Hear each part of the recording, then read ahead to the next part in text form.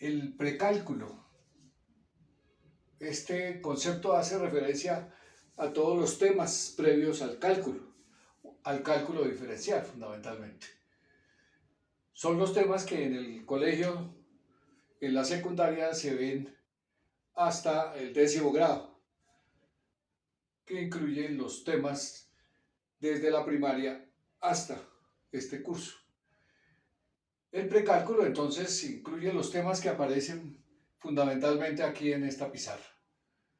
Los números reales, los elementos con los que vamos a trabajar. ¿Qué necesitamos entonces para trabajar los números reales? ¿Cuáles son los números reales, no? Entonces los números reales incluyen a los naturales, a los enteros, a los racionales, a los irracionales. Todos esos son números reales. Y con ellos vamos a trabajar en estos temas. Igual hay un conjunto más amplio que los números reales, que serían los números complejos. ¿Qué necesitamos entonces para trabajar con los números reales? Las propiedades, ¿sí? Las propiedades que se utilizan para justificar las operaciones. Las propiedades como la conmutativa, la distributiva, la asociativa, la modulativa y la inversa, que me permiten justificar las operaciones que se hacen con los números reales, operaciones como sumas, restas, multiplicación, división, potencias, raíces, etc. Los intervalos, trabajamos con intervalos de números reales. El valor absoluto, como una longitud o una distancia, que es importante definirla. Las potencias y las raíces, incluyendo el concepto de racionalizar. Estos conceptos entonces son utilizando los números reales y ya entrando a las variables, además de utilizar los números reales y las propiedades que tienen los números reales, agregamos variables. Y entonces hablamos de expresiones algebraicas, que incluyen sumas, restas, multiplicaciones, divisiones, potencias y raíces, que se complementan o incluyen a las variables. Dentro de las expresiones algebraicas, entonces vamos a hablar de los productos notables, algunos productos que se resuelven siempre de la misma manera, por ejemplo, la suma o la diferencia elevada al cuadrado, un binomio de Newton, por ejemplo, una suma por una diferencia son productos notables. La factorización, que consiste en tomar polinomios o expresiones de sumas o restas y convertirlas en un producto. Ahí tenemos entonces fundamentalmente un factor común en todos los términos, un factor común por agrupación, binomios, trinomios y polinomios. Podrían decirse que son 5 casos de factorización. También es necesario aprender a dividir polinomios para poder determinar algunos factores dentro de un polinomio. Y las expresiones racionales que resumen todos los anteriores, donde tenemos fracciones, donde el numerador y el denominador pueden ser productos notables o polinomios. Una vez que llegamos a la parte algebraica, entonces empezamos a utilizar esto para resolver situaciones o expresar situaciones de la vida diaria, como la física, la química, la biología, la economía, o alguna situación que necesita expresarse como una igualdad. Entonces las ecuaciones son igualdades que se verifican para algunos valores de la incógnita. En el caso, por ejemplo, de las lineales, tenemos una respuesta o ninguna que resuelve la ecuación lineal.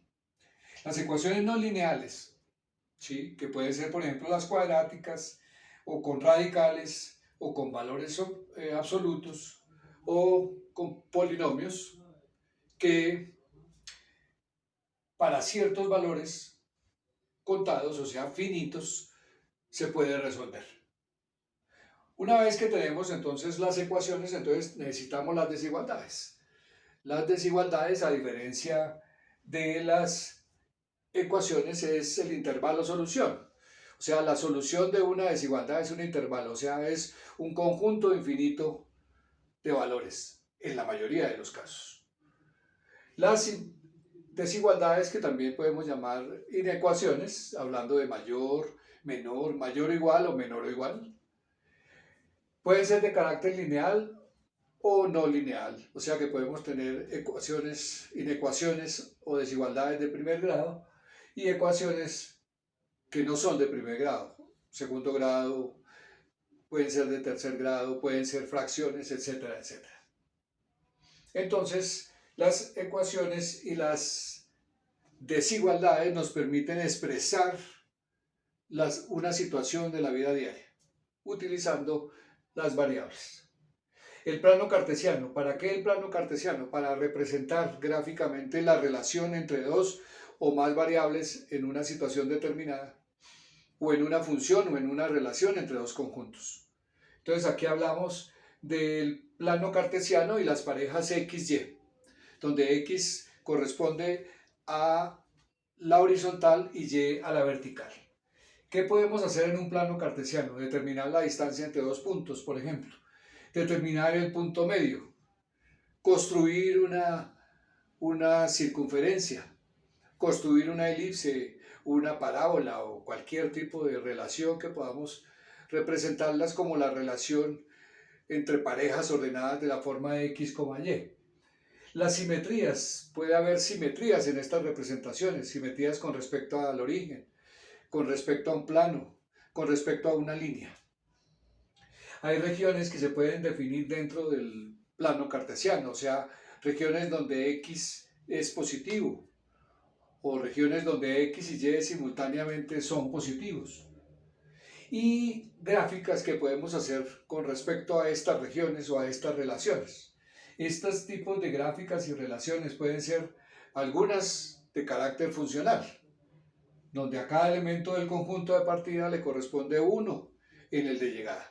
Algunas funciones que se ven en este curso son las funciones lineales, las cuadráticas, las raíces cuadradas, las polinomiales, las racionales, las exponenciales y las logarítmicas. Estas dos últimas, la exponencial y la logarítmica, pues son funciones inversas. ¿Qué podemos trabajar sobre una función? Podemos determinar su dominio, su rango, los puntos de corte, las intersecciones con los ejes ordenados, los máximos, los mínimos, los intervalos donde una función es positiva o una función es negativa, y otro tipo de cosas que se pueden hacer dentro de las funciones. Y finalmente también dentro de las funciones está la parte de trigonometría, donde comenzamos usualmente con el círculo unitario y estableciendo relaciones o razones trigonométricas como el seno, el coseno, la tangente isorrecíprocas, y luego pasar a las funciones trigonométricas seno, coseno, tangente y sus recíprocas. Estas también pueden ser representadas en formas de ecuaciones o gráficamente. Entonces estos son los temas más relevantes en el tema de precálculo, todos los temas previos al cálculo diferencial. Muchas gracias.